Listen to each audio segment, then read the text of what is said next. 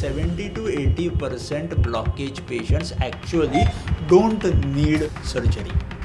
When my father suffered heart attack in the year 2004, I was an emergency physician for my father. I was everything, whatever roles I could have played for him in those 17 days of his admission. During those 17 days of heart attack, he suffered 2 heart attacks in the hospital. He suffered a stroke, he suffered a renal failure, and so many things were happening to him in spite of all the advanced modern medicine treatments that we were doing for him. मैंने जब मेरे dad को खो दिया तो जो अंदर frustration था, वो फ्रस्ट्रेशन वेंट आउट करने के लिए मैं बहुत कुछ सोच रहा था. 2 ही ऑप्शन थे मेरे पास. सबसे पहला था कि वो डॉक्टर, वो हॉस्पिटल उस पर गुस्सा निकाल दे, या तो फिर दूसरा उस डिसीज़ पे गुस्सा निकाले जिस डिसीज़ ने मेरे फादर की हालत की थी. I chose the second option and the fight against heart disease began from that day itself. So आज माधवबाग के 350 क्लिनिक और 4 हॉस्पिटल्स, यहाँ पे हर साल साधारण 30 to 40,000 patients reverse from their diseases. 6 घंटे का एपिसोड मतलब. तो हार्ट अटैक जो आता है वो ब्लड क्लॉट के वजह से आता है. जो खून की नली थी, उस खून के नली में जो ब्लड दौड़ रहा था, बीच में ब्लड क्लॉट निर्माण हो गया. तो ब्लड क्लॉट सारे खून को ब्लॉक कर देता है, और खून को ब्लॉक करने की वजह से उस हार्ट के मसल के पास खून का सप्लाई पहुंचना बंद हो जाता है, और वो 6 घंटों तक की मारामारी चलेगी. You have mentioned that Ayurveda's history is more than 5,000 years. Then why India hasn't take the global ownership of this medical science? Normally what happens, to take the global ownership, there are 2-3 multifactorial things which are responsible. सबसे पहला क्या होता है, राजाश्रय. अगर government of India supports Ayurveda, so ये जब राजाश्रय आ जाता है, आयुर्वेद को एक्सेप्टेंस बढ़ जाता है. पंचकर्म में एक स्पेसिफिक थेरेपी हमने कॉइन की है जिसे कहा जाता है इस्चेमिया रिवर्सल प्रोसीजर. इस्चेमिया मतलब खून का सप्लाई कम पड़ना, उसे इस्चेमिया कहते हैं. तो उसको रिवर्स करने की प्रोसीजर है. मैंने पढ़ा था हमारे प्राइम मिनिस्टर श्री नरेंद्र मोदी जी ने कि आप घर में अगर ऑयल यूज़ लाओ तो 80% कम लाओ, एंड उसमें से भी आप 80% कम यूज़ करो. Very true. ये जो कंसेप्ट है कि तेल कम इस्तेमाल करो, ये कंसेप्ट के साथ और हमने 10 कंसेप्ट जोड़ दिए हैं कि what are you suppose to eat and what are you not suppose to eat. कभी आयुर्वेदिक से साइड इफेक्ट्स होते हैं? Today on Curious Minds we are joined by a visionary who is transforming the way India prevents and treats heart disease. Dr. Rohit is the founder and managing director of Vaidya Sen Ayurved Lab, which is popularly known as Madhavbag. It is India's largest Ayurvedic cardiac healthcare network, a pioneer in combining Ayurveda, modern diagnostics, and evidence-based treatment. He has impacted the lives of over 1 million heart patients. He believes that surgery should be the last resort and lifestyle is the first medicine. But before you watch the episode, channel को subscribe कीजिए and video को like कीजिए ताकि हम आपके लिए और भी बेहतर पॉडकास्ट ला सकें. Enjoy the show.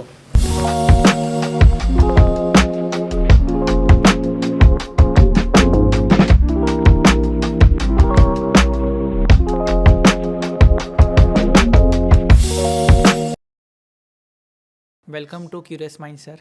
Thank you. You were trained under modern medicine, but you have dedicated your life to Ayurveda.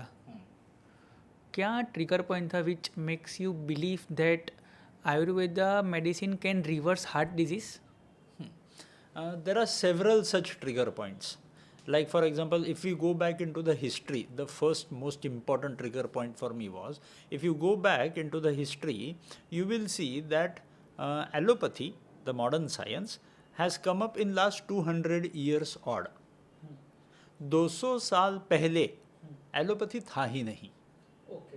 मतलब if at all you go into the history, while Chhatrapati Shivaji Maharaj and all those kings, they had no allopathy access at that time, and that was an era of wars. Okay, जहाँ पे highest medicine requirement. So when I realized this, I started learning about how this could be possible.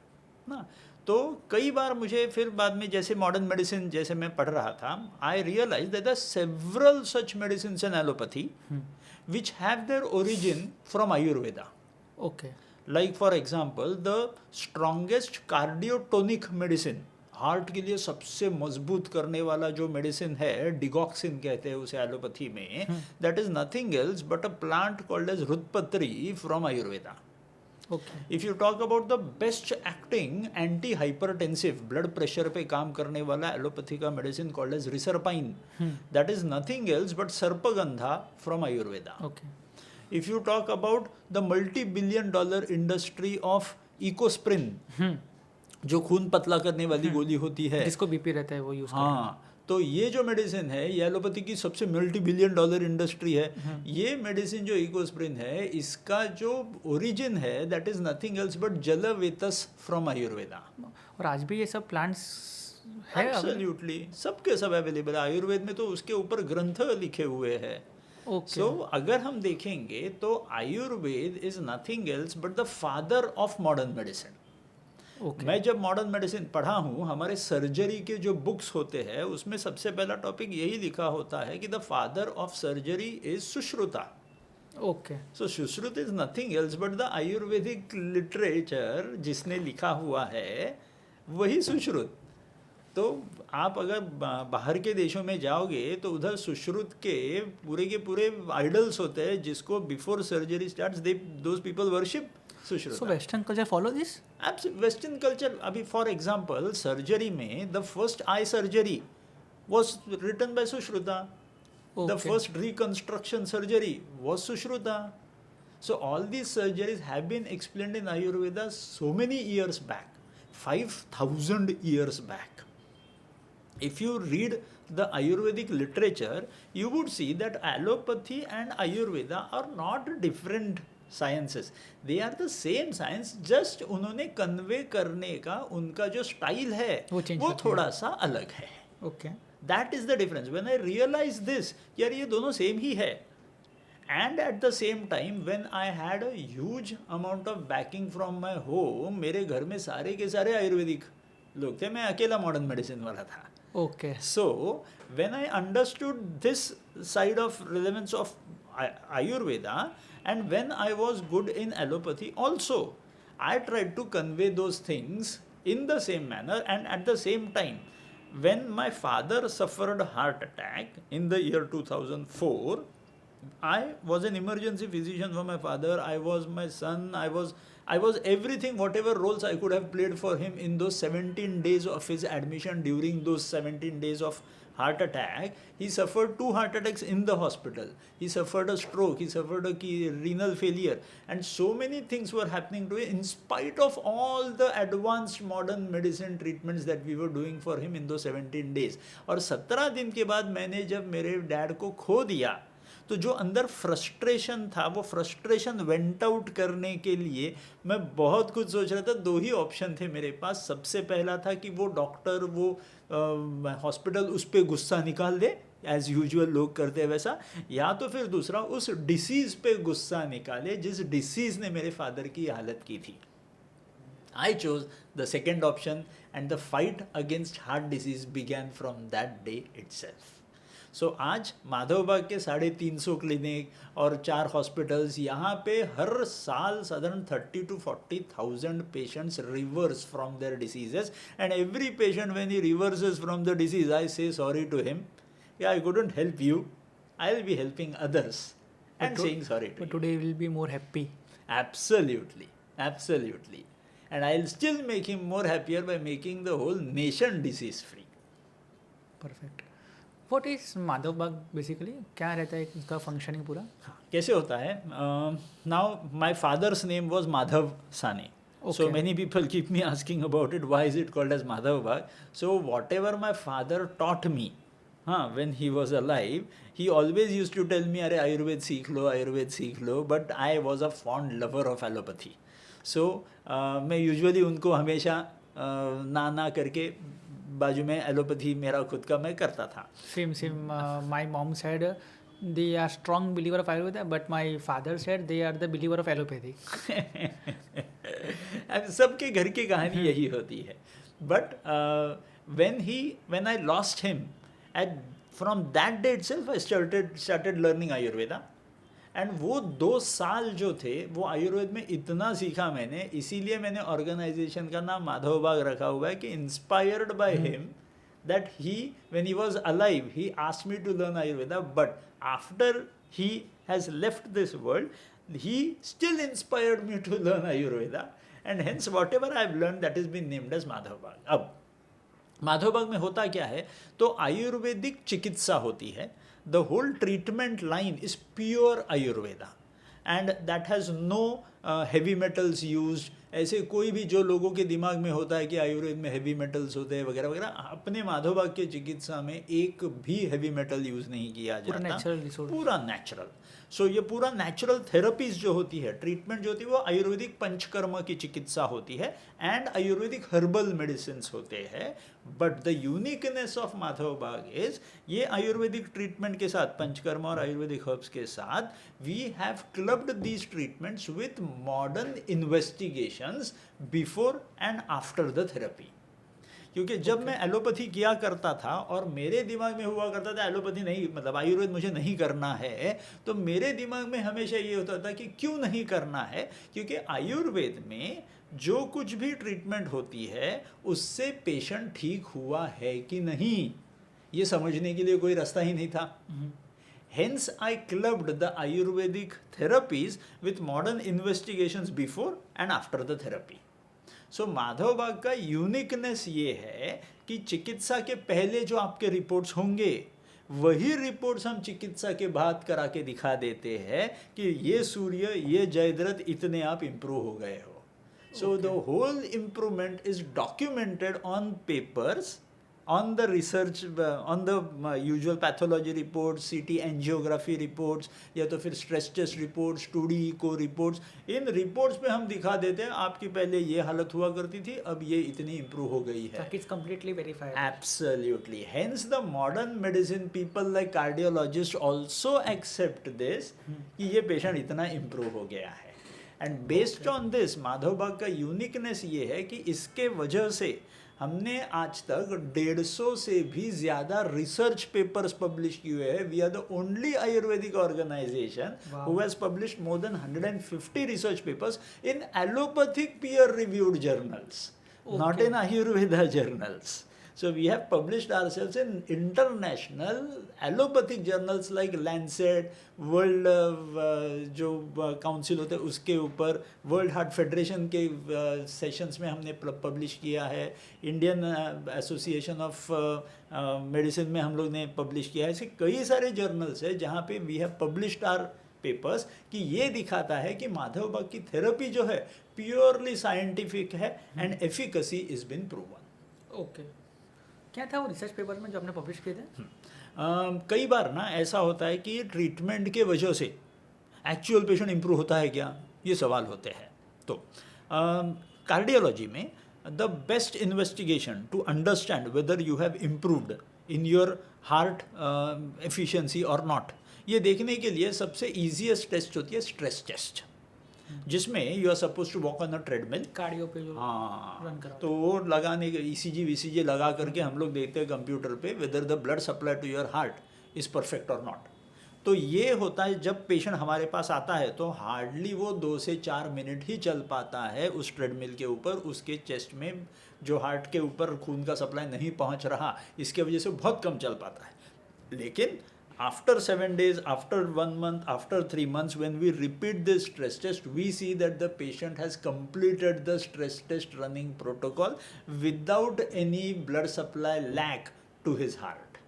Okay. तो ये एक stress test होती है. वैसे ही stress test के ऊपर एक रिपोर्ट होता है, उसे कहते हैं थैलियम स्कैनिंग स्ट्रेस टेस्ट. मतलब थैलियम का जो डाई होता है वो रेडियो आइसोटोप डाला जाता है और हार्ट के पिक्चर्स लिए जाते हैं थ्रू गामा कैमरा. वो भी रिसर्च पेपर पब्लिश करके दे दिया है कि अगर किसी को यही चाहिए देखने के लिए कि ये तो दौड़ने का ठीक है, ECG वगैरह पे ठीक हो गया, लेकिन thallium scanning, myocardial perfusion imaging बोलते हैं उसे, तो वो सबसे दुनिया में सबसे बड़ी टेस्ट है कार्डियोलॉजी में. तो उस पर भी हमने दिखा दिया है कि हार्ट के पास आने वाला ब्लड सप्लाई इम्प्रूव हो जाता है. सिर्फ यही नहीं, 2D इको करके एक होता है, जैसे सोनोग्राफी पेट की करते हैं वैसे हार्ट की सोनोग्राफी करते हैं, उसे 2D इको कहते हैं। 2D इको पे भी दिखा के दिया है कि आपका इजेक्शन फ्रैक्शन, हार्ट अटैक आने के बाद जिसका इजेक्शन फ्रैक्शन डाउन हो जाता है, उसकी ट्रीटमेंट अपनी आयुर्वेदिक कराने के बाद माधव भक्त की, उसके बाद फिर से 2D इको करा के दिखा देते कि this is how your ejection fraction has improved. Not only 2D echo simple, उसके ऊपर एक टेक्नोलॉजी आई हुई है, GLS कहते हैं उसे, ग्लोबल लॉन्जिट्यूडिनल स्कोरिंग, उस पर भी दिखा के दे दिया है कि आपके हार्ट का GLS स्कोर इम्प्रूव हो रहा है। कई लोग ऐसा पूछते हैं ब्लॉकेज का क्या होता है, ब्लॉकेज कम होते हैं क्या? तो we have shown it with a CT angiography report, जिसमें हम लोग ने वॉल्यूमेट्रिक प्लाक असेसमेंट का सॉफ्टवेयर उस पर लगता है, वो सॉफ्टवेयर लेकर के ब्लॉकेज जो आजकल 70%, 80%, 90% बोला जाता है, हमने उस ब्लॉकेज को, जो इंटरनेशनल स्कोरिंग पैटर्न है, तो ब्लॉकेज का लेंथ, ब्लॉकेज का ब्रेड्थ और ब्लॉकेज की विड्थ, ये टोटल करके, जैसे हम ये घर की नॉर्मल साइज हम लोग पूछते कितने स्क्वायर फीट का घर है, वैसे ब्लॉकेज को गिना जाता है क्यूबिक मिलीमीटर्स में। तो वो क्यूबिक मिलीमीटर में कितना ब्लॉकेज कम हुआ है ये भी दिखा के दे दिया है। तो लोगों के ये जो सवाल होते हैं कि आयुर्वेद आपका स्टैंडर्डाइज है क्या, माधव बाग में each and every therapy that is performed is standardise and that has been proven with every research paper. Normally जिस हार्ट पेशेंट को ब्लॉकेज होता है तो इन कार्डियोलॉजी 2 ऑप्शंस रहते हैं, अगर मल्टीपल ब्लॉकेज है तो बाईपास करेंगे या फिर स्टेंट रखेंगे। आयुर्वेद में how you treat patient? Simple, कैसे होता है, ब्लॉकेज अगर किसी को है तो ब्लॉकेज में सबसे इंपॉर्टेंट होता है whether that blockage is actually blocking the blood supply और नॉट। जैसे आपने देवी शेट्टी, डॉक्टर देवी शेट्टी जो है नारायण हृदयालय वाले, उन्होंने कोट किया था कि 70 to 80% blockage patients actually don't need surgery. ये उन्होंने खुद ने कोट किया हुआ है। ओके। और इसी के ऊपर से ये भी सच है कि ये ब्लॉकेज के पेशेंट एक्चुअली उनका ब्लड सप्लाई 90% टाइम्स नॉर्मल ही रहता है। तो ऐसे टाइम पे अगर ब्लॉकेज के पेशेंट जिनको एंजियोप्लास्टी या बाईपास सर्जरी बोली गई हुई है, तो उनकी पहले दूसरे इन्वेस्टिगेशंस होने चाहिए, जिससे खून का सप्लाई एक्चुअल में कितना आ रहा है हार्ट को ये गिनना ज़रूरी है। उसके लिए स्ट्रेस टेस्ट हो सकता है, उसके लिए स्ट्रेस थैलियम हो सकता है, उसके लिए GLS स्कोरिंग हो सकता है, उसके लिए FFR नाम की एक इन्वेस्टिगेशन वो हो सकती है। तो आज दुनिया में सबसे बड़ी इन्वेस्टिगेशन कौन सी है, तो FFR, एंजियोग्राफी में FFR किया करते हैं। तो ब्लॉकेज के पहले कितना खून था और ब्लॉकेज के आगे कितना खून जा रहा है, तो FFR वो पूरा रिपोर्ट बनता है। यस, वो पूरा एंजियोग्राफी के टाइम करते हैं और उसका रिपोर्ट बनता है। तो उस FFR में भी हमने दिखा के दे दिया है कि ब्लॉकेज के पहले, मतलब ट्रीटमेंट के पहले ब्लॉकेज के इधर जो खून था वो ट्रीटमेंट के बाद कितना इम्प्रूव हो गया है। ओके। सो ब्लॉकेज की थेरेपी जो हम करते हैं उसमें कई सारी चीज़ें होती है। सबसे पहला होता है पंचकर्म। पंचकर्म में एक स्पेसिफिक थेरेपी हमने कॉइन की है जिसे कहा जाता है इस्चेमिया रिवर्सल प्रोसीजर। इस्चेमिया मतलब खून का सप्लाई कम पड़ना, उसे इस्चेमिया कहते हैं। तो उसको रिवर्स करने की प्रोसीजर है, मतलब वो खून का सप्लाई उस हार्ट के मसल के पास पहुंचना चालू हो गया तो एवरीथिंग इज़ फाइन।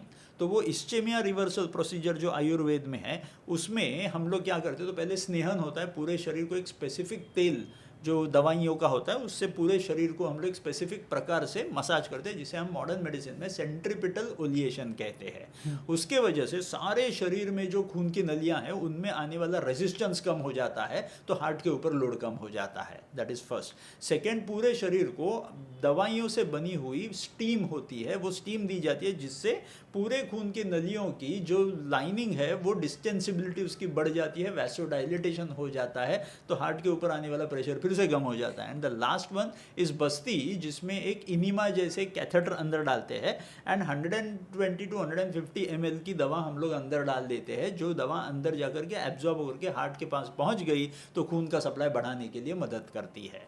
तो ये प्रोसीजर करते इस्चेमिया रिवर्सल प्रोसीजर हमारे माधवबाग के कोई भी क्लिनिक या कोई भी हॉस्पिटल में। और इसी के साथ ये जब टेस्ट होती है तो ये टेस्ट के साथ हम लोग देते हैं एक diet kit.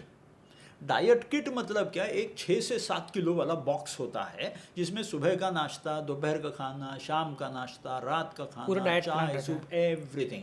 The patient doesn't have to go hunting for anything. ये डाइट किट उठा करके पेशेंट को दे दिया। पेशेंट से हम इतनी दरख्वास्त करते हैं कि आप इसको छोड़ के दूसरा मत कुछ खाओ। Correct. तो patient if he follows he reverses his blockages, blood supply panchakarma से बढ़ जाता है. सो दोनों भी चीज़ें प्रॉब्लम हट गई.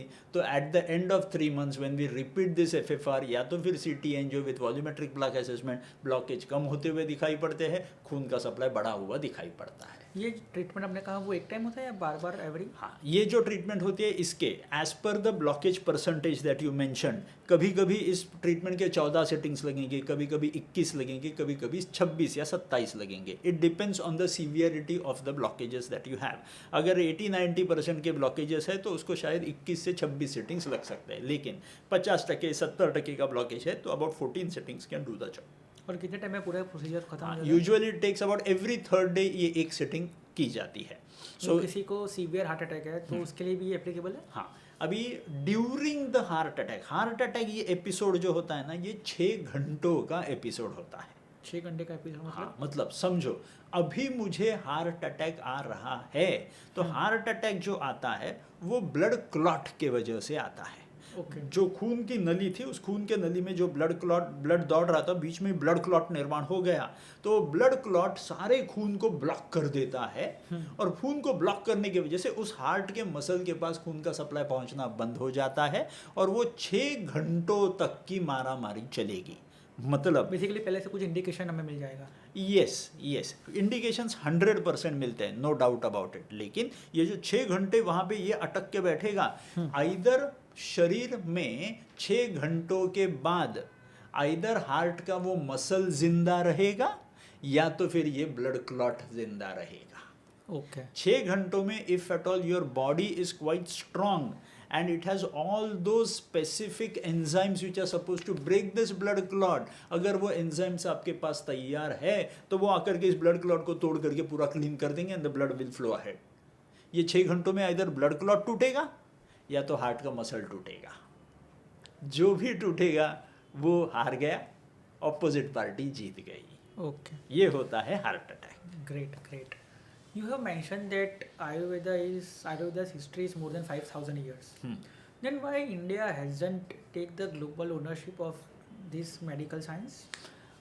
Normally what happens, to take the global ownership there are 2-3 multifactorial things which are responsible. सबसे पहला क्या होता है, राजाश्रय. मतलब अगर government of India supports Ayurveda, like the present government right now is working hugely for Ayurveda. So salute to the present Prime Minister. He is working relentlessly for Ayurveda progress. So I am happy with it. So ये जब राजाश्रय आ जाता है, आयुर्वेद को acceptance बढ़ जाता है. जैसे अभी आप देखोगे, yoga is a part of Ayurveda which has been accepted by the whole globe.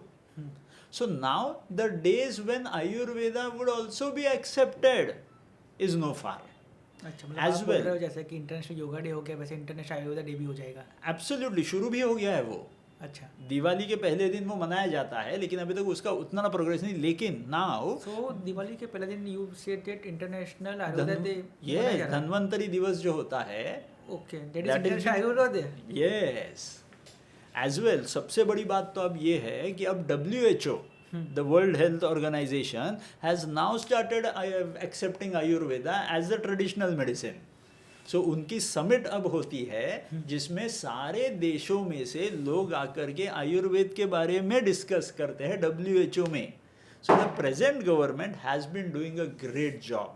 So the first thing was about the government support. In the past 50-70 years, there was no support to Ayurveda from the government. But now it has started. That is one.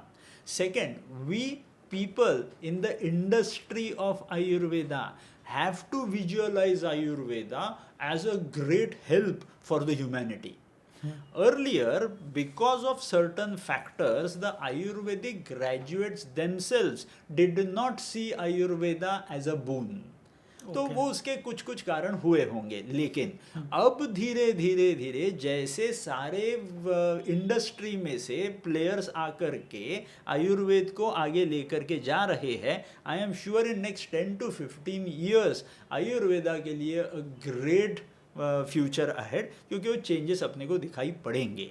And the third most important thing that helps allopathy. जैसे मैंने बताया कि जब मैं allopathy पढ़ रहा था तब पैथोलॉजी हार्डली कुछ हुआ करता था. Okay but now it has become a consumer product. लोग अभी डिसाइड करते हैं मुझे साल में एक बार चेकअप कर लेना है मेरे खून का.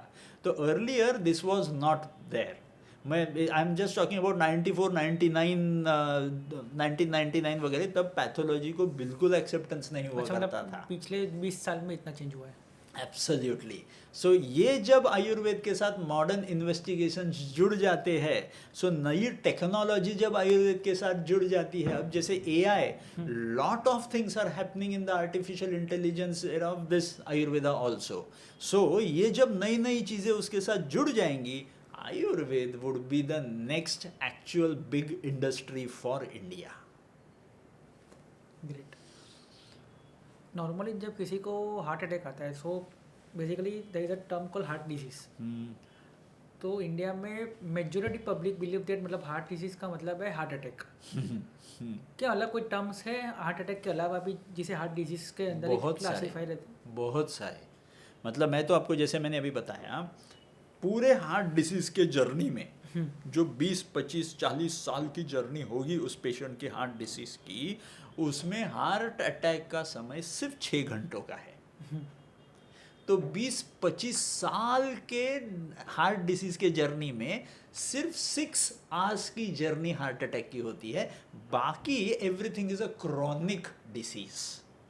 लोग हार्ट डिजीज मतलब सिर्फ हार्ट अटैक जानते हैं, लेकिन हार्ट अटैक आने से पहले कोई बड़ा एपिसोड होता है. जैसे महाभारत का युद्ध, वो 16-17 डेज का लोग जानते हैं, लेकिन उसके पहले बहुत बड़ी कहानी थी, उसके बाद बहुत बड़ी कहानी है, वो ज़्यादा कोई डिस्कस नहीं करता. वो सिर्फ 16-17 डेज का होता है. वैसे ही हार्ट अटैक का होता है. तो हार्ट अटैक आने से पहले कई साल पहले से body gives you complete understanding कि अंदर कुछ गड़बड़ हो रही है. एज वेल हार्ट अटैक के बाद the quality of life and the quantity of life also gets compromise to a very high level. So लोगों ने ये समझना ज़रूरी है कि हार्ट अटैक ये सिर्फ एक छोटा स्टेशन है ये इस पूरे ट्रेन जर्नी का.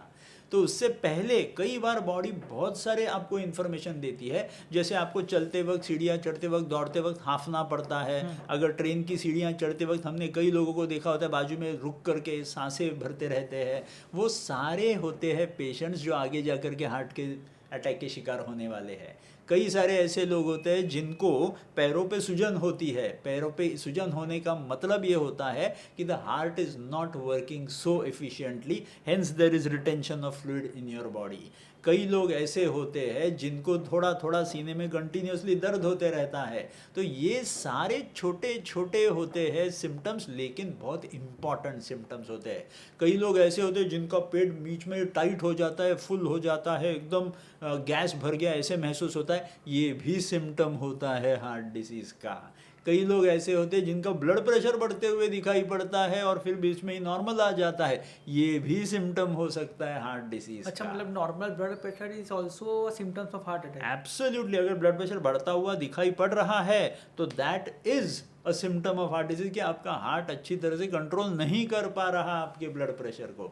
ऐसे कई सारे सिम्टम्स होते हैं जो हार्ट आपको दिखाते रहता है पहले कई सालों तक, लेकिन कुछ लोग उसे नज़रअंदाज कर देते हैं and then they fall a prey to this heart attack. अगर किसी को पहले से जानना है कि हार्ट अटैक्स फ्यूचर में अगर होने वाला है या हो रहा है, सो क्या क्या फैक्टर्स उनको ध्यान में रखने चाहिए? पहले तो सिम्टम्स जैसे अभी बताया मैंने कि चलते वक्त, सीढ़ियाँ चढ़ते वक्त, दौड़ते वक्त जैसे हांफना होता है, सीने में दर्द होता है, कभी कभी लेफ्ट जॉ में पेन होता है, लेफ्ट हैंड में पेन होता है, लेफ्ट पीठ में पेन होता है. कई सारे ऐसी चीज़ें होती है. वैसे ही पेट को टाइट हो जाना, गैसेस काफ़ी होना, खाना खाने के बाद पेट कभी कभी पूरा पैक हो जाता है, वो डकार आते हैं, कभी कभी वो पूरा कंजेशन चेस्ट में फील होता है. ऐसे कई सारे सिम्टम्स होते हैं. लेकिन leaving the symptoms aside, there are few investigations that anybody can do. सबसे पहला इन्वेस्टिगेशन मतलब पैथोलॉजी. खून की जांच। अगर खून के जांच में यूजुअली सबको पता होता है लिपिड प्रोफाइल, कोलेस्ट्रॉल पता होता है, लेकिन ये सारे पुराने इन्वेस्टिगेशंस हो गए। अब नए इन्वेस्टिगेशंस देखेंगे तो एपोलाइपोप्रोटीन A1 एंड एपोलाइपोप्रोटीन B करके इन्वेस्टिगेशन होते हैं। ये तो बहुत स्पेसिफिक मार्कर है कि अंदर आपके शरीर में ब्लॉकेजेस निर्माण हो रहे हैं कि नहीं। तो एपोलाइपोप्रोटीन A1 अगर 100 के ऊपर है तो सबसे बढ़िया, 200 के नज़दीक है यू डोंट हैव ब्लॉकेजेस। लेकिन एपोलाइपोप्रोटीन बी अगर 100 के ऊपर है तो ब्लॉकेजेस निर्माण होने शुरू हो गए हैं। Immediately you will have to take the step. So starting with medicine से we can 100%। okay 100%। अगर आपने जल्दी से जल्दी इसको आइडेंटिफाई कर दिया तो we can help you to reverse those blockages very very early. इसमें कोई दो बात नहीं। तो सबसे पहला इन्वेस्टिगेशन ये ब्लड वाला। ब्लड में और भी ऐसे कई सारे इन्वेस्टिगेशंस है, जैसे आप HSCRP करके देख सकते हो कि आपके शरीर में इन्फ्लेमेशन कितना अंदर हो गया, बॉडी के अंदर खून की नलियों में सूजन कितनी आ गई है। तो वो सूजन ही कल जा करके आपको ब्लॉकेजेस निर्माण करने वाली है। तो HSCRP highly sensitive C reactive protein, ऐसा एक टेस्ट होता है पैथोलॉजी में। आप वो कोई भी इंटरनेट पे सर्च कर लो तो आपको मिल जाएगा, वो टेस्ट आप करा दो। कैसे पता चलेगा कि हमें ये ऐसा कुछ टेस्ट मतलब कि चेंज करवाना है या फिर ज़रूरत है? हाँ सिंपल है। ये सिम्टम्स अगर आते हैं तो सिम्टम्स तो पहली चीज़ है, क्योंकि बंदे को पहले सिम्टम्स फील होंगे। उसी के साथ अगर समझो सुबह उठने के बाद भी थकावट महसूस हो रही है, कंटाल आ रहा है, मुझे मेरी लाइफ में मोटिवेशन नहीं है, this can be one of the symptom कि आपने ये टेस्ट करवा के लेने की ज़रूरत है। थकान के लिए एब्सोल्युटली एज वेल। शाम को 6 साढ़े 6 के बाद अगर मुझे बहुत थकावट महसूस हो रही है, that is again one of the symptom. अगर रात को नींद में अगर पैर के पिंडरियों में अगर आपको क्रैम्प्स महसूस हो रहे हैं, this again can be a symptom of heart disease. रात के नींद बीच में टूट रही है और बार बार मुझे उठना पड़ रहा है, तो इसका मतलब मेरा रात में ब्लड प्रेशर जो ड्रॉप होना चाहिए वो बढ़ रहा है, इसके लिए मुझे बार बार नींद टूट रही है। This again can be a symptom. Normal snoring जो होता है, अच्छा वो भी सिम्टम्स है। स्नोरिंग भी एक सिम्टम हो सकता है हार्ट डिसीज का। तो कई सारे सिम्टम्स है, बॉडी आपको डिफेंड कर रही है by showing this symptoms. You have to take care of yourself because of you have been seeing this symptoms.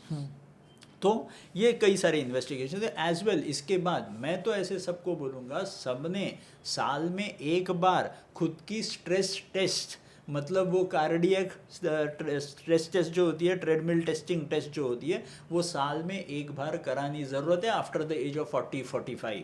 कि हार्ट में एक्चुअल हार्ट अटैक के खिलाफ लड़ने की ताकत आपके शरीर में है भी कि नहीं, ये जान लेना बहुत ज़रूरी होता है। तो ये ट्रेडमिल टेस्टिंग जो होती है, इसमें एक पैरामीटर होता है called as VO2 max. American Heart Association ने बता के रखा हुआ है, individual predictor of quantity of life है, कि आपका VO2 मैक्स अगर मेल्स में 35 के ऊपर है और फीमेल्स में अगर 30 के ऊपर है, you are super fit. Heart attack आने के बाद भी आपको प्रॉब्लम नहीं आएगा। लेकिन अगर यही VO2 मैक्स अगर 12 या 15 से कम है तो हार्ट अटैक आने के बाद कुछ सच नहीं। तो ये अगर सिंपल सी हम लोग स्ट्रेस टेस्टिंग करवा ले और VO2 मैक्स जान ले तो डरने की ज़रूरत नहीं पड़ेगी, एक्शंस की शुरुआत कर सकते हैं। तो ऐसे कई सारे इन्वेस्टिगेशंस है जिससे आप ये जान सकते हो कि अंदर चोर बैठा है या नहीं। ग्रेट। ऐसे कौन से पैरामीटर्स है, diagnostic parameters which modern medicine ignores today? Diagnostic parameters कई सारे। व्हाट हैपेंस ना, modern medicine doesn't ignore. What happens many times it has been ignored by the general population. कई बार ऐसे दिखाई पड़ता है कि स्ट्रेस टेस्ट मेरी बहुत मैं ज़्यादा चल नहीं पाया हूँ, मैं कंप्लीट नहीं कर पाया हूँ stress test. Still patients many time try to avoid taking steps और मेजर्स अगेंस्ट इट। तो ये अवेयरनेस बढ़ने की ज़रूरत है लोगों में। तो लोगों को ये पता चलना चाहिए, अगर मुझ में ये कमी दिखाई पड़ी है तो करना है क्या है, सिंपल डाइट के मेजर्स करने हैं, सिंपल एक्सरसाइजेस से शुरुआत कर लेनी है। इतने सिंपल 2 चीज़ें कर लिए, रिस्क नहीं लेना है। एब्सोल्युटली। सो ये सिंपल चीज़ें करने से रिस्क पूरी तरह से अगर गायब हो सकती है तो why not to go ahead for it.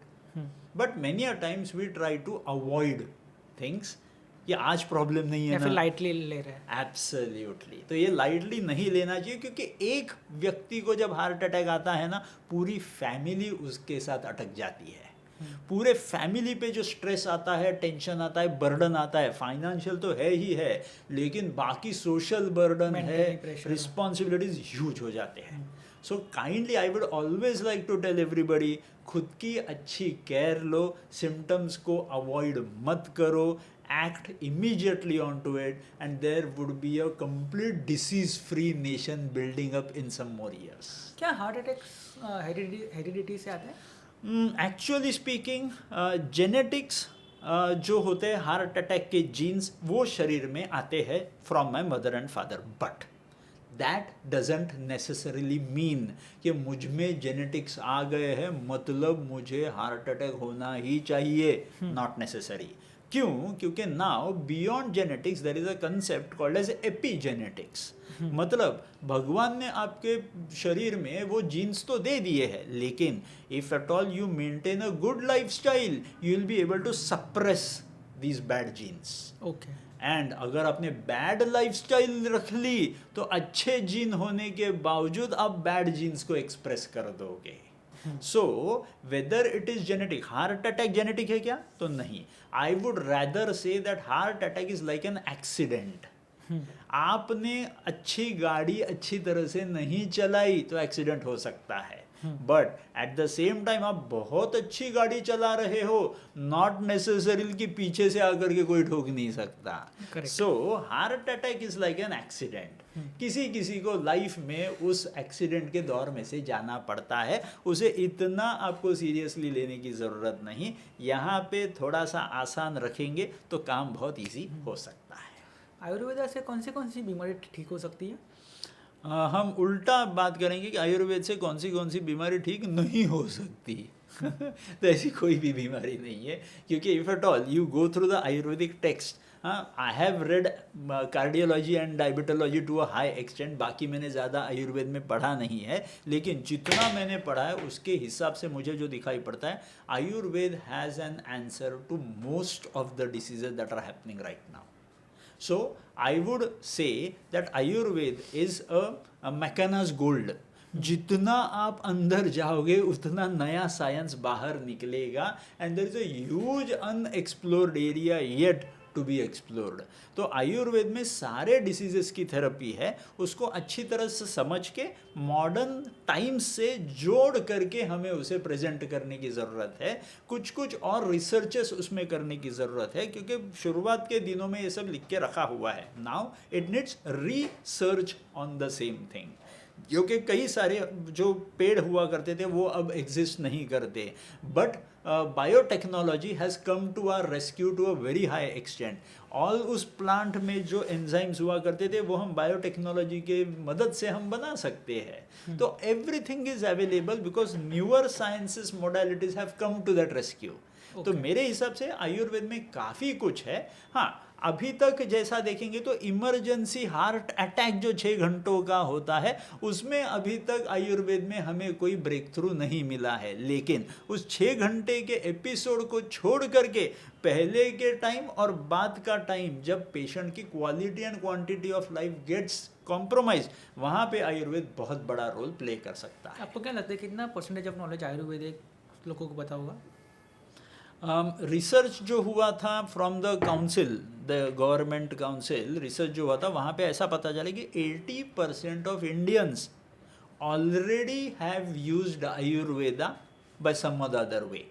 जैसे फॉर एग्जांपल आप वो आयोडेक्स मलम अगर आप देखोगे दैट इज़ आयुर्वेदिक. अगर आप जो बाम इस्तेमाल करते हो पेन बाम के लिए दैट इज़ आयुर्वेदिक. विक्स अगर आपने इस्तेमाल किया दैट इज़ आयुर्वेदिक. अच्छा, विक्स यूज़ कर रहे हैं गले के लिए, that is also Ayurvedic. Ayurvedic. अगर आपने वो जो इन्हेलर इस्तेमाल करते हैं विक्स इन्हेलर, वो आयुर्वेदिक है एज वेल. अगर आप इनो कभी इस्तेमाल किए होंगे पेट में गैस वैस, वो आयुर्वेदिक है. विक्स एंड बाम कैसे आयुर्वेदिक हुए? वो आयुर्वेदिक है. द FDA जो है वो आयुर्वेद FDA का उसको ये है, that is nothing else. But उसमें कैम्फर मेंथॉल ऑयल ये सब आयुर्वेदिक है. Okay. So the contents license भी आयुर्वेदा का है। कभी आयुर्वेदिक से साइड इफेक्ट्स होते हैं? कैसा है ना, all those things which have effect will have a side effect. Okay, प्यार भी ज्यादा कर लिया उसके भी साइड इफेक्ट होते हैं। करेक्ट। तो आयुर्वेद तो मेडिसिन है, उसके तो होंगे ही जैसे फॉरन, लेकिन the side effects of Ayurveda are not deleterious, they are not Okay. Fatal, they are not lethal. ज़्यादा से ज़्यादा क्या होगा, जुलाब हो जाएंगे, ज़्यादा से ज़्यादा क्या होगा, उल्टी हो जाएगी। There are no lethal side कोई इफेक्ट्स, सीवियर साइड इफेक्ट्स नहीं होंगे। नो। और वो साइड इफेक्ट्स होने के लिए भी ना ओवरडोज बहुत बड़ा होता है। जैसे फॉर एग्जांपल आपने जमाल गोटा बहुत ज़्यादा खा लिया तो फिर काफ़ी सारा एडवर्स इफेक्ट आएगा, लेकिन इतना खाने के लिए कोई ऐसा तो खाएगा नहीं। So there are very least adverse effects if at all the actual dosage has been followed. हमें कौन सा खाना खाना चाहिए फॉर अ परफेक्ट लाइफ और फॉर अ डेली क्या न्यूट्रिशन रहता है? ओके, आयुर्वेद में क्या बता के रखा हुआ है कि षड रसात्मक खाना हमने खाना है। षड रसात्मक मतलब क्या, आयुर्वेद में 6 रस बता के रखे हुए, टेस्ट। हाँ, 6 types of taste have been described in Ayurveda. So madhur, amla, lavan, तिक्त, कटु, कषाय। जैसे सौर पंचन वैसे यूज कर रहे हैं। Perfect. So there are 6 taste which have been described. So Ayurveda का कहना है आपका हर रोज का खाना षड रसात्मक चाहिए। ऑल 6 टेस्ट मतलब शुड बी basically देयर। हर एक टेस्ट का हमें खाना चाहिए। यस, थाली जब आपकी बनेगी तो उसमें 6 के 6 टेस्ट वाले फूड आपके होने चाहिए। ये पहला कंसेप्ट उन्होंने बताया है। दूसरा कंसेप्ट उन्होंने बताया जो भी खाना होगा ये फ्रेश खाना बनना चाहिए। फ्रेश खाना खाओगे तो काम इजी हो गया। एंड थर्ड सबसे इंपॉर्टेंट चीज़ बोली है कि ये खाना तो अच्छा हो सकता है, लेकिन आपकी जो अंदर की फैक्ट्री है जो उसको डाइजेस्ट करने वाली है, उसमें भी उतनी ताकत होनी चाहिए डाइजेस्ट करने के लायक। तो आपके इंटेस्टाइन में जितनी ताकत है उतना ही खाना खाओ। जैसे कई बार बोला जाता है कि अपना पेट, हाँ, जो normal at the adult age अपना जो स्टमक होता है उसकी कैपेसिटी कितनी होती है, 1.5 लीटर की। अब ऐसा कंसेप्ट बोला जाता है आयुर्वेद में कि ये जो 1.5 लीटर की कैपेसिटी है उसमें से 25% part has to be left vacant, उसमें खाना अंदर मत डालो। सो अगर वैसा कैलकुलेट कर ले तो 1.5 लीटर का अगर आपका खाने की स्टमक की कैपेसिटी है तो उसमें से 25% आपने छोड़ देनी है। मतलब समझो अगर हम लोग पकड़ के चले तो 500 ml जो है हम 2 मिनट के लिए बाजू में रख देंगे तो we have about 1 litre capacity now. अब ये 1 लीटर कैपेसिटी में 25% should be with fluids, liquids, and remaining 50% that you have should be made with food that you can digest easily. तो ये पूरा कॉम्बिनेशन जो बता के रखा है वैसा अगर आपने खाना खाया तो काम इजी हो सकता है। और मॉडर्न की अगर उसमें हम लोग चीज़ें डाल दे समझने के लिए, तो समझना क्या है कि कार्बोहाइड्रेट फूड जितना कम होगा उतना बेहतर, जितने प्रोटीन वाले फूड ज़्यादा होंगे उतना बेहतर। एंड फैट मॉडरेट अमाउंट में आपके खाने में होना ही चाहिए। अच्छा, फैट होना चाहिए। क्यों? क्योंकि आपका हार्ट जो होता है, हार्ट खाना जो खाता है खुद के मसल्स को, वो फैट ही खाता है। जैसे ब्रेन शुगर के सिवाय दूसरा कुछ नहीं खाता, वैसे हार्ट फैट के सिवाय दूसरा कुछ नहीं खाता। सो हार्ट को अगर फिट रखना है तो फैट खाना पड़ेगा, बट इन मॉडरेट अमाउंट। अगर उसी को आपने बहुत ज़्यादा बढ़ा दिया तो वही फैट हार्ट के लिए डिलीटेरियस हो जाता है। सो खाना कैसे होना चाहिए? तो सिंपल सी चीज़ें, अगर भूख लगी नहीं है तो खाना मत खाओ। Okay. अगर भूख लगी है तो जितनी भूख लगी है उतना ही खाना खाओ या उससे थोड़ा सा कम खाना खाओ। सो खाने के कई सारे रूल्स एंड रेगुलेशंस बता के रखे हुए, लेकिन these are the simple rules that one has to follow. अभी मैंने पढ़ा था हमारे प्राइम मिनिस्टर श्री नरेंद्र मोदी जी ने, और वो गुजरात के टाइम पे जब CM थे तब भी उन्होंने कहा था कि आप घर में अगर ऑयल यूज़ लाओ तो 80% कम लाओ, एंड उसमें से भी आप 80% कम यूज़ करो। Very true. जैसे अभी जैसे हमारे प्रधानमंत्री जी ने अभी लाल किले पे से ये बताया हुआ था, तो we have started with a mission called as Motapa Mukt Bharat. Okay. Inspired by our beloved PM, we have started with this Motapa Mukt Bharat, जिसमें ये जो कंसेप्ट है कि तेल कम इस्तेमाल करो, ये कंसेप्ट के साथ और हमने 10 कंसेप्ट जोड़ दिए हैं कि what are you suppose to eat and what are you not suppose to ईट।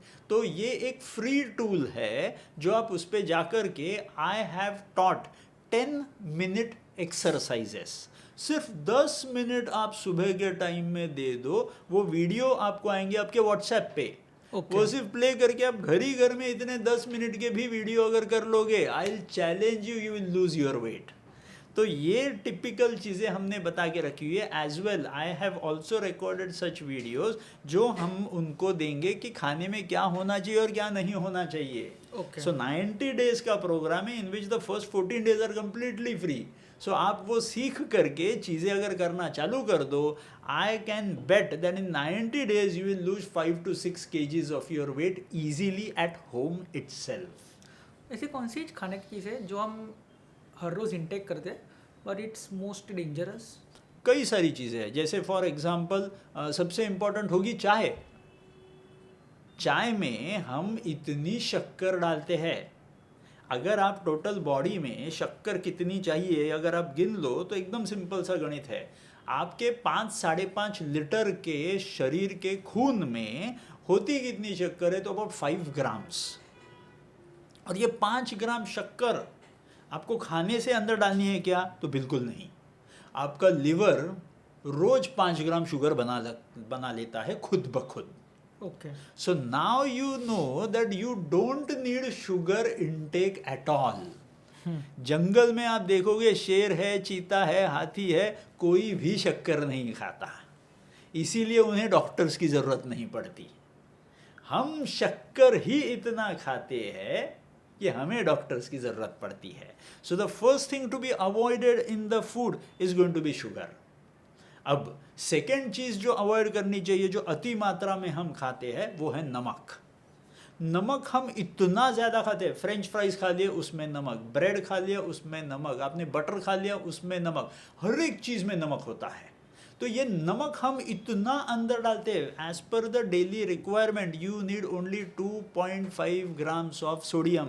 मतलब वो आपने नमक खा लिया, टाटा नमक कोई, तो 5 ग्राम का नमक हैज़ 2.5 ग्राम्स ऑफ सोडियम। अगर आप 5 ग्राम ही नमक दिन भर में खाते हो, परफेक्ट। लेकिन आप अगर देखोगे फ्रेंच फ्राइज़ का बोल मंगा लिया, उसी एक में 5 ग्राम से ज़्यादा नमक होता है। अगर आप ब्रेड खाओगे, बिस्किट खाओगे, सब में नमक होता है। Try to avoid sugar and salt. These are the most deleterious things. And the third most worst thing is going to be anything that is preserved, anything that is packaged. Packaged food को हमें preserve करने के लिए हमें उसमें शक्कर या तो नमक डालना ही पड़ता है। तो जितने पैकेज्ड फूड्स को अवॉइड करेंगे उतना बेहतर। Do you believe that heart disease is mostly a metabolic issue rather than a plumbing issue? Absolutely. It is an absolute metabolic disease only. Plumbing issue तो 1990s में माना जाता था। The things have changed, the science has gone far ahead. It is a complete metabolic issue. उसमें metabolic disorder ही होते हैं। Heart disease कभी अकेला नहीं आता, उसके अंदर कई सारी चीज़ें होती है, मल्टी फैक्टोरियल प्रॉब्लम्स अंदर होते हैं और लास्ट में दिखाई पड़ता है हार्ट प्रॉब्लम। तो पहले डायबिटीज़ है, ब्लड प्रेशर है, या तो फिर एनीमिया है, थायराइड है, ओबेसिटी है, या तो फिर इंटरनल बॉडी के अंदर अवयव जो होते हैं उसके अंदर फैट्स होते हैं, स्ट्रेस होता है, कई सारे मेटाबॉलिक डिसऑर्डर्स अंदर होते हैं, पीसीओडी होता है, कई सारी चीज़ें होती हैं, लास्ट में दिखाई पड़ता है heart attack. I have heard one quote, in fact there were two quotes. पहला कोट ये है कि heart health is not built in tablet, it's built meal by meal and health by health. And another quote it was, if we treat symptoms, or I would like put into this way that if we treat cause, symptoms disappear, but if we treat symptoms cause won't patients remain. Absolutely अगर सिर्फ symptom treat करोगे तो जिंदगी भर patient बने रहोगे, लेकिन अगर कॉज ट्रीट कर दिए तो एक दिन भी पेशेंट बोल के जिंदगी रहनी नहीं पड़ेगी. सो सिंपल सी बात है कि कॉज को ट्रीट करने के लिए Ayurveda is the best remedy, because Ayurveda treats the basic cause, roots पे वो ट्रीट करता है, सिम्टम्स पे नहीं. While in allopathy whatever I have learn, symptoms ज़्यादा ट्रीट होते हैं, कॉज नहीं. अगर बुखार आया है तो क्रोसिन ले लो, बुखार चला जाएगा, लेकिन अंदर जो प्रॉब्लम था वो वहीं रहता है.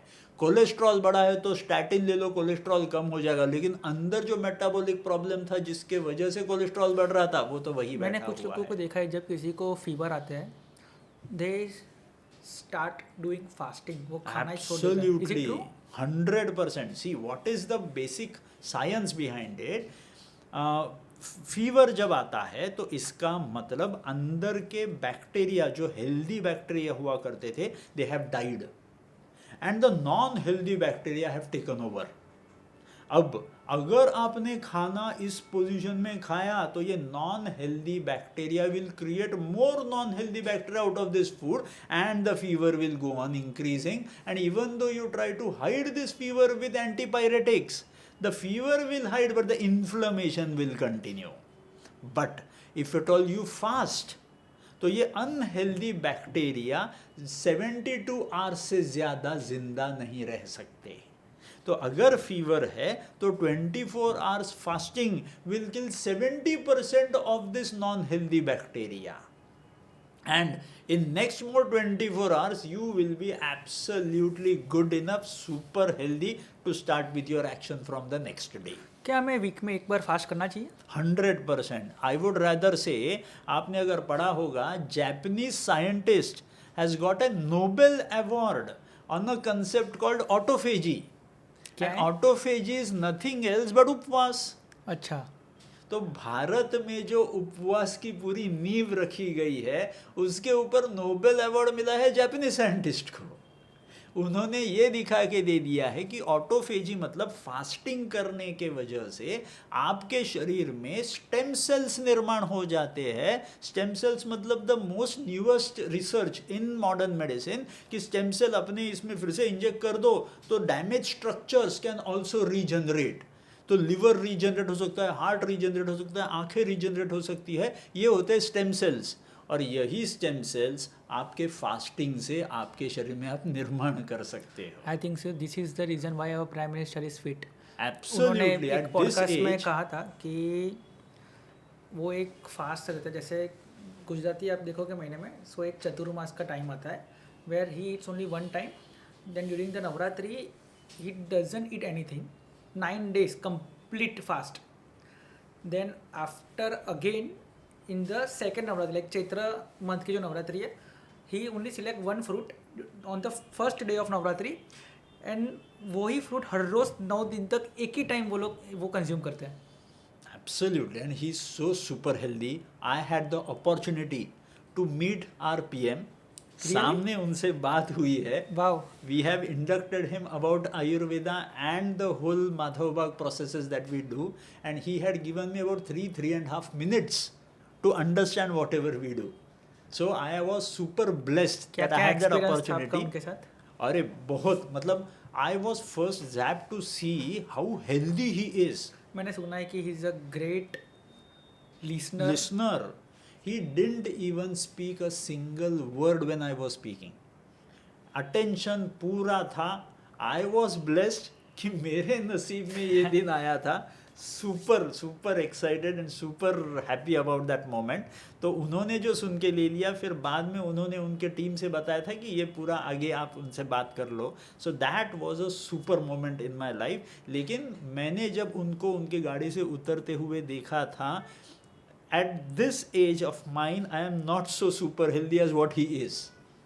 That is super. मतलब वो कुछ अलग ही है. And that too working for 18 hours constant. And at this age. At this age, he is currently 75. Super healthy. If you notice in today's generation, especially Gen Z, there has been crazy speed for increasing the chance of heart attack. True. Reasons are very, very obvious. Stress. One is stress, the worst reason. Gen Zs now take their life so seriously. May be उनको हम ही लोगों ने शायद आदत डाल दी है ज़्यादा stress लेने की, कंपटीशन होने की वगैरह वगैरह. But I have seen that these Gen Zs take a huge super stress of smaller things in life also. मैंने जो सीखा है इतना ही सीखा है, लाइफ अनफोल्ड्स इटसेल्फ. ट्रू. हमें कुछ करने की ज़रूरत नहीं होती, वहाँ पे ऑलरेडी लिख के रखा हुआ है, वही चीज़ें होंगी. Just enjoy whatever is happening with you. ये अगर जेंजीज करना चालू कर दे, heart attack wave will disappear. That is one. Second most important thing, जो खेल कूद उन्होंने करना चाहिए अर्लियर चाइल्डहुड लाइफ में, वो छोड़ करके वो किसी और ही चीज़ में मशरूफ़ है. May be on the computers, may be on the tablets, may be on OTT, कुछ अलग ही चल रहा है. जैसे आपने जो पॉइंट निकला ना, तो yesterday only we the roommates were talking that Gen Zs specially जिसका birth year less than 2000 to 2003 तक है, we are blessed that we have lived that life, that childhood. Actually, we मिट्टी enjoyed से every खेले हुए moment. हैं. जब हमारा समर वैकेशन रहता था, मिट्टी से खेले हुए हम इतने फिजिकल गेम प्लेड नो कि घर वाले परेशान होते थे कि कब इनके स्कूल स्टार्ट हो. And I think that was the real reason for the fitness. Very true. Very true. And that is what they have lost. So they should go back and but learn. I think so. I think in today's scenario, parenting is also one of the important factor. कि कोई भी एक बच्चा रोने Very लग true. रहा है, Very true. Parents उसको मोबाइल दे देते हैं एंड टेक से. What has happened is, in this today's competitive world, everybody is so stressed कि उनको additional stress नहीं चाहिए. ट्रू. इसके लिए वो बच्चे के हाथ में मोबाइल दे दिया, मैं छूट गया, now you do whatever you want to do. But that is not the right way.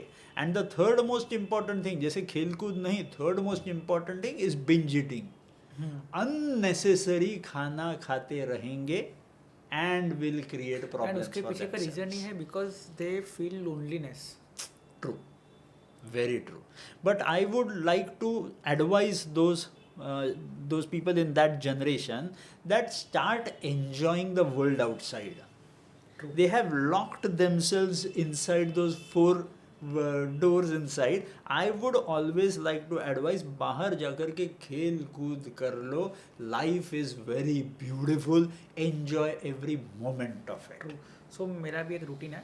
So I believe target based time table. अगर समझो कि मेरा टारगेट है 12 घंटे का काम करने का, अगर मेरा 10 घंटे में हो गया then I will utilise the 2 hours इन just roaming here and there. Very good.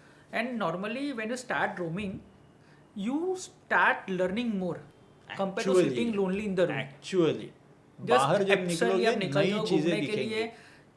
अगर कुछ भी नहीं देखने के लिए, just saw the tree, saw the street, saw the road. That is also the one of the learning Very point. true. Very true. Perfectly right. I have read one quote in the book which says that stress is most dangerous compared to smoking. 100%. You are absolutely right. Smoking अपने शरीर में जितने डिलीटेरियस effect करता है, उससे 10 गुना ज़्यादा stress करता है. क्योंकि स्ट्रेस कंटिन्यूस आपके साथ रहता है. स्मोकिंग तो एटलीस्ट 10 सिगरेट्स अ डे होंगे. स्मोकिंग एवरी मोमेंट आपको प्रॉब्लम करता है, लेकिन एवरी मोमेंट 10 टाइम्स प्रॉब्लम ज़्यादा स्ट्रेस करता है. So stress is the worst killer. Ayurveda में 5000 सालों पहले के बता रखा हुआ है, चिंत्यानाम अति चिंतनात् इति रसवाहिनी दुष्यंती. मतलब हार्ट डिजीज के लिए सिर्फ एक कारण है, वो है stress. Tension. Do you believe that personalized diet in the form of Prakriti will become the future of medicine? 100%. 100% it will, and it has already started. So, identifying the Prakriti of an individual person, whether it is Vata, Pitta, Kapha, or a combination of all these Prakritis in various different proportions, has to be the key towards success. Nowadays, this Prakriti analysis has also been connected to the gut biome. सो पेट में जो आपके bacteria बैठे हुए रहते हैं, उनसे ये प्रकृति मैच करके खाने में क्या होना चाहिए ये भी डिसाइड किया जाता है. That is going to be the future, no doubt about it. One secret of human body which modern science hasn't discovered yet, and it might not discover in the future also. It's about the way that you live your life. Modern medicine doesn't understand mind. Modern medicine understands the brain. It doesn't understand the mind. Hence stress relieving अगर modern medicine में देखेंगे तो sleep generating medicine. क्या क्या difference है brain minds में? बहुत बड़ा डिफरेंस है। Brain is the anatomy, mind is the physiology. Okay. Stress अगर लेते हो तो कहाँ पे है ब्रेन में stress? There are stress centres but there is no identification of stress क्या होता है। तो माइंड आयुर्वेद में जो बोल के रखा हुआ है, प्रकृति एज वेल एज रज तम गुण जो बता के रखे हुए हैं, ये गुण समझना बहुत ज़रूरी है, क्योंकि आयुर्वेद में बता के रखा हुआ है हृदयम द्वौ, एक यहाँ पे एक यहाँ पे, मतलब हार्ट जो होते हैं वो दो होते हैं, ऐसे उसने बोला है। हृदयम द्वौ तटस्थिते, दोनों एंड्स पे बैठा हुआ है। वक्षसो अंतरम, इनसाइड ऑफ बोनी केज। हेयम च देयम च, मतलब लेना और देना दोनों काम है। जैसे ब्रेन का सेंसरी आता है, मोटर जाता है, हार्ट में जैसे इम्प्योर आता है ब्लड, आउटपुट जाता है प्योर ब्लड। सो ये सारा आयुर्वेद में बता के रखा हुआ है कि मन आपके हृदय में होता है। Okay.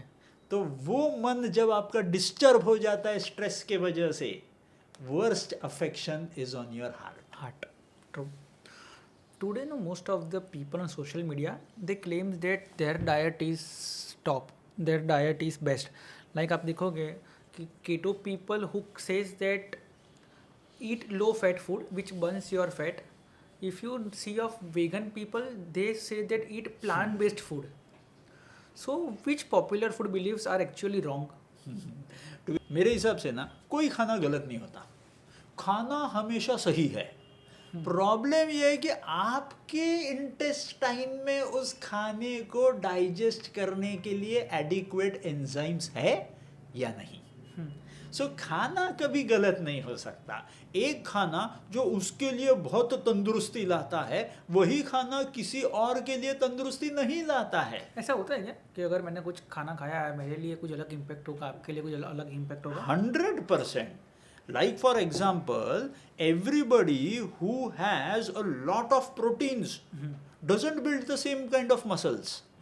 But at the same time, there are so many people who never have proteins but still their muscles are stronger. क्यों? क्योंकि वो प्रकृति है अंदर। उस प्रकृति को जानना ज़रूरी है। उस प्रकृति पे होता है कौन से एंजाइम्स कौन से टाइम पे लिबरेट होंगे और वो कौन से फूड को डाइजेस्ट करने वाले हैं। ये बहुत इम्पॉर्टेंट होता है। इसीलिए व्हाट इज़ इम्पॉर्टेंट कि आपके इंटेस्टाइन में वो सारे एंजाइम्स बराबर टाइम पे सिक्रीट हो रहे हैं या नहीं। सो द फूड, जैसे वेगन फूड है या कीटो फूड है, फूड के अलग अलग टारगेट्स है, फूड के अलग अलग आपके जो खाने के उसूल है।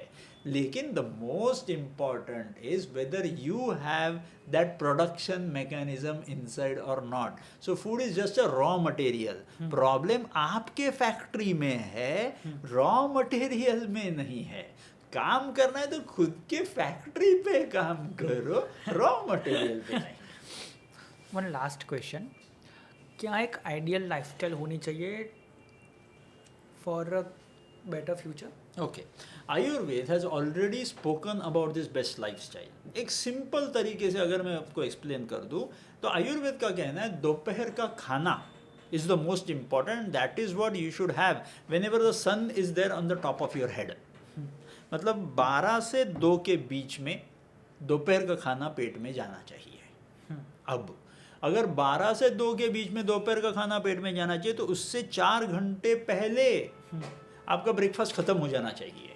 मतलब 8-9 बजे। यस, सो 7 से 8 बजे तक आपका ब्रेकफास्ट खत्म हो जाना चाहिए। तो आयुर्वेद का कहना है कि ब्रेकफास्ट से आधे घंटे पहले आपके एक्सरसाइज खत्म हो जानी चाहिए।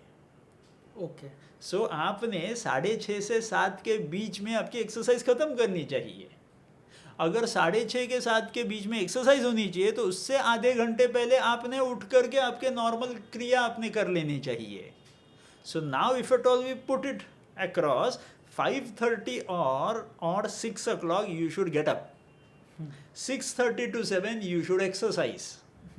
7 to 7:30 बाकी कुछ करना होगा. 7:30 to 8:30 आपका ब्रेकफास्ट हो जाना चाहिए.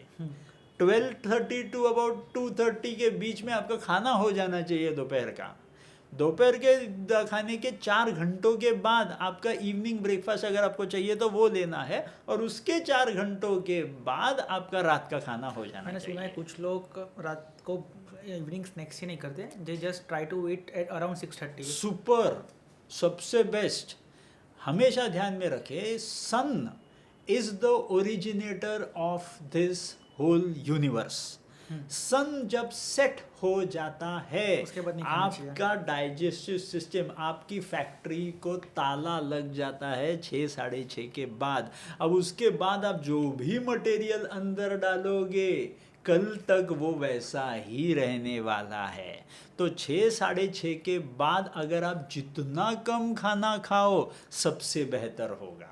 तो ये दिनचर्या अगर फॉलो कर लेते हो, you will never be at any disease. True. Thank you so much. Hope you enjoy the episode. अरे, अ लॉट.